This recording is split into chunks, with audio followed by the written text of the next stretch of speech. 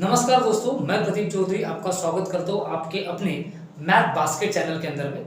इसके पहले हमने देखे थे पार्ट 1 में कि रियल नंबर क्या होता है। साथ ही साथ 9th का ये अलजेब्रिक का फर्स्ट चैप्टर था, जो कि अगर आप एनसीईआरटी या स्टेट बोर्ड के हिसाब से देखोगे तो चैप्टर नंबर 2 है।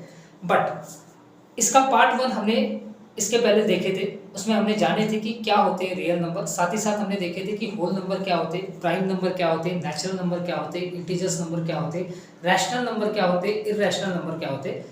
वो था पार्ट 1। आज हम जानेंगे कुछ रियल नंबर की प्रॉपर्टी, इसके आने वाले क्वेश्चन किस तरीके से होते हैं। साथ ही साथ इसके प्रॉपर्टी में कुछ ऐसे वर्ड होते हैं जो कि जिसके बारे में आपको जानकारी होना मतलब जानना जरूरी है।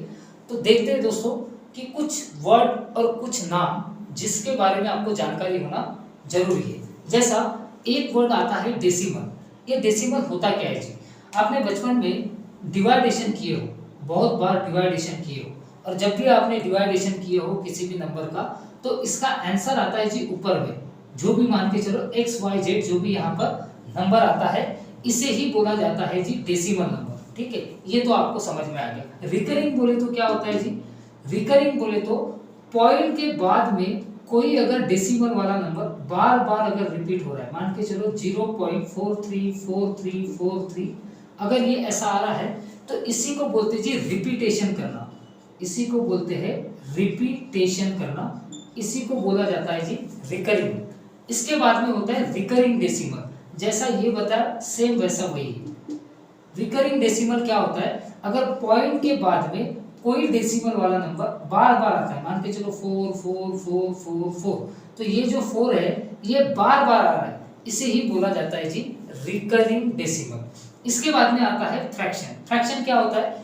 जो भी नंबर p और q के फॉर्म में आता है, p और q के फॉर्म में आता है। फॉर एग्जांपल अगर मान के चलो यहाँ मैं लिख रहा हूँ 8 डिवाइडेड बाय 4 या 8 बाय 8 बाय 4, ऐसा अगर मैं यहाँ लिख रहा हूँ, इसका मतलब ये क्या है जी? फ्रैक्शन फॉर्म में। इसके बाद में एक होता है जी टर्मिनेटिंग फैक्टर। ये टर्मिनेटिंग फैक्टर क्या होता है? देखो, अगर मान के चलो कोई मेरा डेसिमल वाला आंसर आया है, मान के चलो कोई मेरा डेसिमल नंबर है, ये है जी 0.4, बस इतना ही है। 0.4 ये मेरा क्या है? एक डेसिमल का नंबर है। तो आप देखो इसमें जीरो के बाद में जो पॉइंट है, इसके बाद में कोई भी नंबर रिपीट नहीं हुआ है, ओनली वन टाइम इसका आंसर आया है। मतलब ये जो पॉइंट के बाद में 4 आया है, ये ओनली वन टाइम आया है। इसी को बोला जाता है जी टर्मिनेटिंग फैक्टर। इसी को बोला जाता है टर्मिनेटिंग फैक्टर। इसके बाद में होता है जी नॉन टर्मिनेटिंग फैक्टर। ये क्या होता है? मान के चलो कोई डेसिमल नंबर आया, ये है जी डेसिमल नंबर, जैसा 0.434343, ये रुकने का नाम ही नहीं ले रहा है। ये क्या हो रहा है? इन्फिनिटी तक चलते जा रहा है। इसी को बोला जाता है जी नॉन टर्मिनेटिंग फैक्टर। ठीक है, इस चैप्टर के अंदर में कुछ ऐसे डेसिमल फ्रैक्शन होता है जिसके बारे में हमको रैशनल नंबर और इरैशनल नंबर के थ्रू इस डेसिमल को सॉल्व करना होता है। तो अब हम जानेंगे कि रैशनल नंबर और इरैशनल नंबर ये डेसिमल फॉर्म में किस तरीके से हम पहचान सकते हैं, उनकी आइडेंटिटी क्या होती है, तो इसके बारे में हम आगे जानते हैं। ठीक है, देखिए जी rational number in decimal form क्या होता है। Rational number in decimal form, पहली बात तो रैशनल नंबर होता क्या है? रैशनल नंबर होता है जी p और q के फॉर्म में। किसके फॉर्म में होता है? एक तो फ्रैक्शन के फॉर्म में होता है, लेकिन इसका जो q होता है ना, ये 0 के बराबर नहीं होता। मतलब इसका जो q है ये कभी भी 0 नहीं होता। फॉर एग्जांपल यहाँ मैं अगर लिख दूं 3/4, तो ये मेरा क्या है जी? एक रैशनल नंबर के थ्रू आता है, लेकिन ये जो 4 है ये कभी भी क्या नहीं आएगा जी? 0 नहीं आएगा।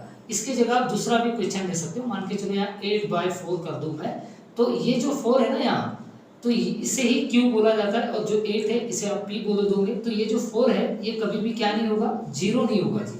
ठीक है, तो एक चीज रैशनल नंबर के बारे में आप ये ध्यान में रख सकते हो। दूसरी एक चीज, दूसरा पॉइंट ये है जी कि रैशनल नंबर हमेशा रिपीट होता है। मान के चलो यहाँ पर कोई डेसिमल नंबर आया है 0.434343, ये बढ़ते बढ़ते जा रहा है।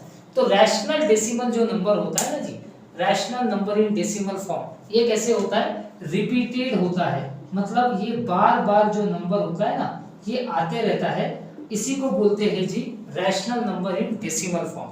जो नंबर बार बार रिपीट हो रहा है उसे बोलते जी rational number in decimal form. अब देखो इरैशनल नंबर क्या होता है? इरैशनल नंबर कभी भी p और q के फॉर्म में नहीं होता है जी, ठीक है। ये हो गया इसका पहला पॉइंट। और दूसरा पॉइंट ये है जी कि इरैशनल नंबर ये जो होता है ये कभी रिपीटेड नहीं होता। रिपीटेड नहीं होता क्या मतलब क्या है? नहीं होता। इसका मतलब क्या है? मान के चलो कोई डेसिमल में इसका आंसर आया है 0.12345, जो भी आया है इसका आंसर आया है, तो आप इसमें देखो ये जो डेसिमल आया है ना, ये नंबर हमेशा बढ़ते बढ़ते गया है। और जब भी ये नंबर बढ़ते बढ़ते जाता है इसका मतलब क्या हुआ है कि ये इरैशनल नंबर है जो कि रिपीटेड नहीं हुआ है। तो ये था कुछ रैशनल नंबर के बारे में और कुछ था भैया इरैशनल नंबर के बारे में। अब जानते हैं कि इसमें एग्जाम्पल कैसे होते हैं और एग्जाम्पल सॉल्व करने के पहले हमें किन किन चीज़ों के बारे में जानकारी होनी चाहिए। तो देखते हैं। तो ये है दोस्तों हमारा question number 1, express the recurring decimal 0.333 in p and q form. ये क्वेश्चन इनमें पूछा है कि कोई रिकरिंग डेसिमल दिया हुआ है और उसको आपको एक्सप्रेस करना है p और q के फॉर्म में। ये पढ़ने के पहले मैंने आपको दो चीजें पढ़ाया था। एक पढ़ाया था जी कि टर्मिनेटिंग फैक्टर क्या होता है, टर्मिनेटिंग फैक्टर क्या होता है, और एक पढ़ाया था जी कि नॉन टर्मिनेटिंग फैक्टर क्या होता है। नॉन टर्मिनेटिंग फैक्टर क्या होता है, ये दोनों चीजें मैं इसके पहले वाले वीडियो में आपको पढ़ा चुका हूँ। फिर भी एक बार देख लीजिए कि टर्मिनेटिंग फैक्टर होता क्या है। कोई डेसिमल नंबर अगर 0 के बाद में अगर मान के चलो 4, मतलब नंबर रिपीट नहीं हो रहा है और पॉइंट के बाद में सिर्फ एक नंबर आ रहा है, इसे बोला जाता है जी टर्मिनेटिंग नंबर। ये नंबर जब भी होता है इसे मैं क्या करूंगा, अपने डेसिमल फॉर्म में अगर लिखना है तो इसे लिख दूंगा 0.4 बार। क्यों लिख दूंगा जी बार? मतलब 4 के ऊपर में एक पॉइंट आ जाएगा, इसे ही बोला जाता है जी बार, इसे ही बोला जाता है जी टर्मिनेटिंग फैक्टर। दूसरा होता है जी non terminating factor. Non terminating factor क्या होता है? मान के चलो कोई डेसिमल नंबर 0 पॉइंट के बाद में 424242 ये ऐसा रिपीट होते जा रहा है, तो क्या मैं इसको ऐसा लिख सकता हूँ कि 0.42 और इसके ऊपर एक बड़ी लंबी लाइन आ जाएगी, इसे ही बोला जाता है जी बार। इसे क्या बोला जाता है? बार बोला जाता है। ये होता है जी नॉन टर्मिनेटिंग नंबर, मतलब जो नंबर बार बार रिपीट होते हैं उन्हें ही बोला जाता है जी नॉन टर्मिनेटिंग नंबर, मतलब नॉन टर्मिनेटिंग फैक्टर। अब इसमें और दो पॉइंट है। मान के चलो इस डेसिमल मतलब रिकरिंग डेसिमल को सॉल्व करने के पहले दो चीजें ध्यान में रखना। अगर मान के चलो कोई आंसर 0.3 अगर आया है या 0.4 आया है या 5 जो भी आया है, लेकिन 0 के बाद में अगर वो नंबर सिर्फ एक है, क्या है वो नंबर एक है, जैसे यहाँ पर सिर्फ 4 आया है तो पॉइंट के बाद में नंबर कितना है? एक ही नंबर है, तो ऐसे नंबर को 10 से मल्टीप्लाई करोगे। किससे मल्टीप्लाई करोगे? उस नंबर से मल्टीप्लाई करोगे जिसके पास 0 1 हो। जैसे पॉइंट के बाद में ऐसा नहीं समझ में आएगा आपको, मान के चलो 0.4 है और इस 0 पॉइंट मतलब पॉइंट के बाद में नंबर क्या है? 4, मतलब एक ही नंबर है, तो इसको मल्टीप्लाई करोगे 10 से। अगर मान के चलो कोई ऐसा नंबर है 0.4343, मतलब 43 और 43 ये रिपीटेड हो रहा है, लेकिन पॉइंट के बाद में मैं इसको क्या लिख सकता हूँ? 0.43, तो मतलब पॉइंट के बाद में कितने नंबर है? 2 नंबर है, तो ऐसे नंबर को मल्टीप्लाई करना है 100 से। ऐसे नंबरों को मल्टीप्लाई करना है 100 से। मान के चलो कोई 0.123 123 123 ऐसा बार बार आ रहा है, तो मैं इसको कैसे लिखूंगा? 0.123 का बार। और ऐसे नंबरों को अगर मुझे डेसिमल या फिर p और q के फॉर्म में कन्वर्ट करना है तो मैं इसे क्या कर दूंगा जी, इसे मैं 1000 से क्या कर दूंगा? मल्टीप्लाई कर दूंगा। क्यों 1000 से? क्योंकि पॉइंट के बाद में यहाँ 3 नंबर है, तो ऐसे 3 नंबर वाला 3 जीरो वाला नंबर मेरे पास क्या है? 1000 है, इसलिए यहाँ 1000 से मैं क्या कर दूंगा? मल्टीप्लाई कर दूंगा। ये कुछ थ्योरेटिकल या फिर कुछ प्रॉपर्टी है जो आपके माइंड में होना रिक्वायर्ड है। अब देखेंगे हम क्वेश्चन नंबर 1, ठीक है।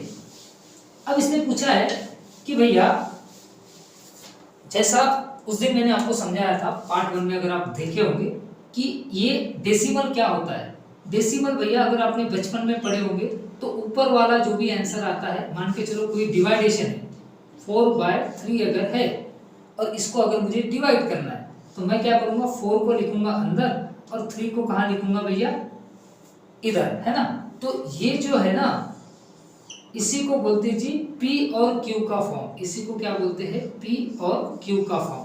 और इसके ऊपर में जो आंसर आता है XYZ, इसी को बोला जाता है जी डेसिमल।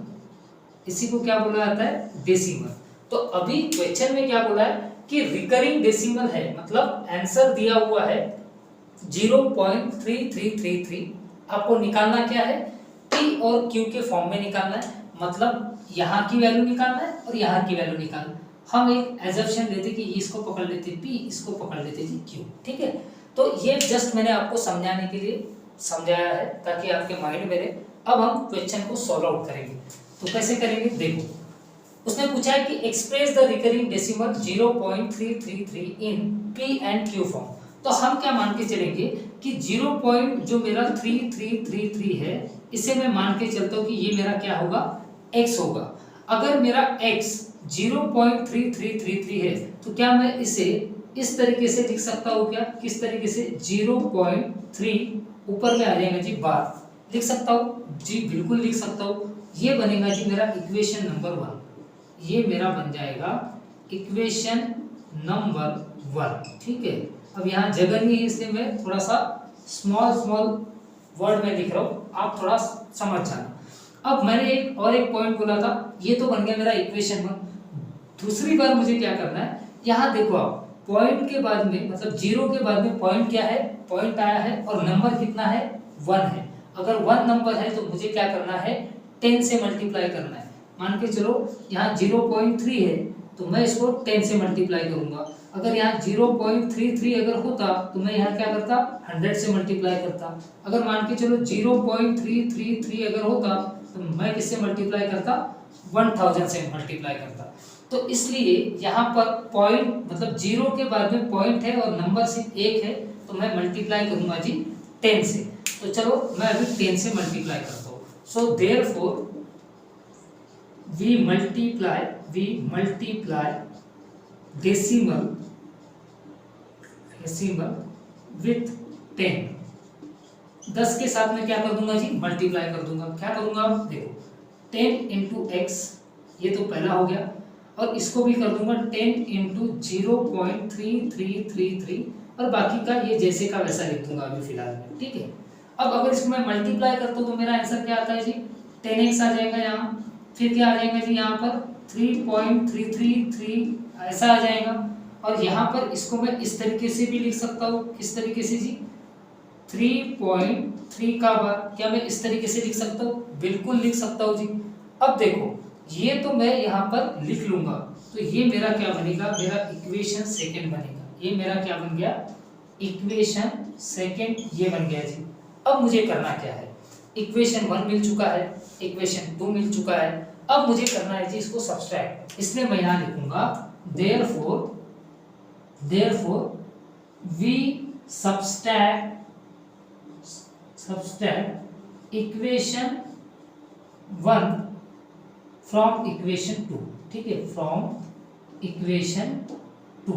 यहाँ पर आप अच्छे से लिख लेना कि we subtract the equation 1 from equation 2। तो मेरे पास इक्वेशन 2 है जी 10x इज इक्वल टू 3.333। इसको मैंने किस तरीके से लिखा हो, 3.3 बार के हिसाब से। इक्वेशन 1 है मेरा x is equal to 0.333 is equal to 0.3 bar. तो मैंने क्या किया, शॉर्टकट लिखता हूँ मैं यहाँ मैंने लिख दिया कि मैंने ये जो मेरा 10x है, इस 10x से मैंने माइनस किया इक्वेशन 1 का, ये देखो इस x को माइनस किया यहाँ से, ठीक है। उसके बाद में मैंने क्या किया, इज इक्वल टू है, इज इक्वल टू मेरा सेकंड वाला इक्वेशन क्या है जी, 3.3 बार, ऐसा ही है। और फर्स्ट वाले इक्वेशन में अगर आप देखोगे तो ये देखिए -0.3 बार, ऐसा है। इसको अगर मैं सब्सट्रैक्ट करूं तो क्या हो जाएगा, यहाँ आ जाएगा जी 9x, यहाँ आ जाएगा जी 3 आएगा, और फिर मैं क्या करूंगा, x is equal to 3 divide by 9। तो ये क्या मेरा हो गया, यहाँ पर p हो गया जी मेरा 3, और Q हो गया जी मेरा, Q हो गया जी मेरा क्या 9, ठीक है। तो इस तरीके से ये मेरा क्या बन गया, P और Q के फॉर्म में आ गया। तो मेरे को अगर इसका आंसर लिखना है तो मैं क्या लिखूंगा जी, यहाँ लिखूंगा देयरफॉर 0.333 इज इक्वल टू 3/9। इसको डब्बे में डाल देना, ठीक है।